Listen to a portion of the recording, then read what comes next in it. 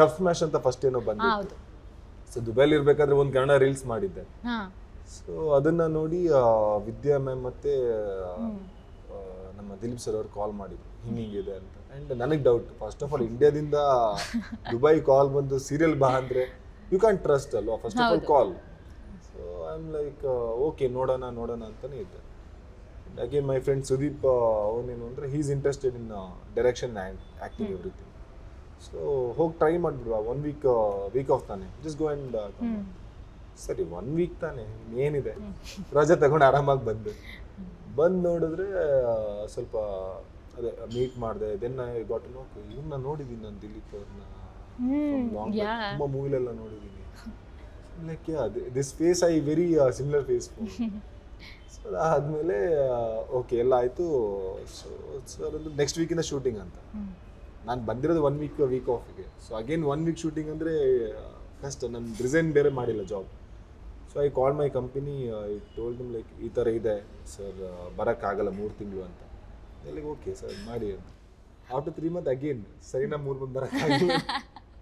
ಹಂಗೆ ಕಂಟಿನ್ಯೂ ಮಾಡಿ ಆ ಜಾಬ್ನೇ ಕ್ವಿಟ್ ಮಾಡಿಬಿಟ್ಟೆ. ಅಂಡ್ ಇನ್ಫ್ಯಾಕ್ಟ್ ಇವಾಗ ನಂಬಕ್ಕೆ ಒಂಥರ ಆಗುತ್ತೆ ನೀವು IT ಜಾಬ್ ಎಲ್ಲ ಮಾಡಿದ್ದೀರಾ ಅಂತ. ಬಿಕಾಸ್ ಫಸ್ಟ್ ಆಫ್ ಆಲ್ ನಿಮ್ಮ ಒಂದು ಇವಾಗ going back to your college days ಅಂತ ಬಂದರೆ, ನೀವು ಓದಿದ್ದು ಎಲ್ಲಿ, ಹೇಗೆ ಅಕೌಂಟೆಂಟ್ ಆಗಿ ದುಬೈಲ್ ಜಾಬ್ ಸಿಕ್ಕಿದ್ದು ಹೇಗೆ? ಸೊ ಬೇಸಿಕ್ಲಿ ಇವಾಗ ಆಳ್ವಾಸ್ ಕಾಲೇಜಲ್ಲಿ ಓದಿದ್ದೆ.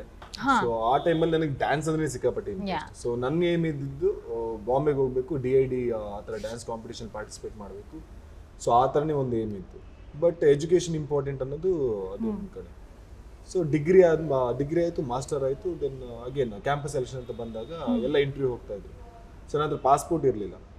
ದ ಬೆಸ್ಟ್ ಪಾರ್ಟ್, ಇಂಟರ್ವ್ಯೂ ಕರೆದಿದ್ದಾರೆ, ಹೋಗಿದ್ದೀನಿ, ಪಾಸ್ಪೋರ್ಟ್ ಕೇಳಿದರೆ ಇದೆ ಅಂತ ಹೇಳಿದ್ದೀನಿ. ಆಬ್ವಿಯಸ್ಲಿ ಇಲ್ಲ, but you can say that job important.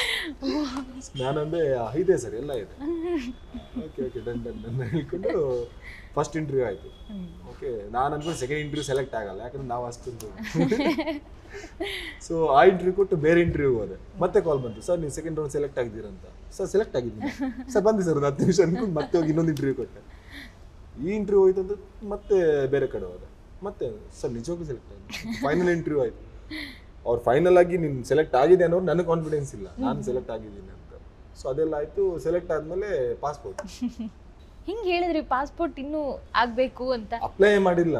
ಅದೇ ನಾಟ್ ಲೈಕ್ ಓಕೆ ಅಪ್ಲೈ ಮಾಡಿ ಬರಬೇಕು, ಅಪ್ಲೈ ಮಾಡಿಲ್ಲ. ಏನೋ ಒಂದು ಆ ಟೈಮಲ್ಲಿ ಏನೋ ಒಂದು ಸುಮ್ಮನೆ ಗಟ್ಸ್ ಹೇಳಿ ಇದೆ ಸರ್, ಎಲ್ಲ ರೆಡಿ ಸರ್ ಅನ್ಕೊಂಡು. ಸೊ ಅದಾದಮೇಲೆ ತಾತ್ಕಾಲ್ ಅಂತ ಮಾಡಿ ಆ ಪಾಸ್ಪೋರ್ಟ್ ಬಂತು. ಸೊ ಅಲ್ಲಿಂದ Dubai what ever. Yeah, and all of a sudden, all unexpected things. Most of things unexpected.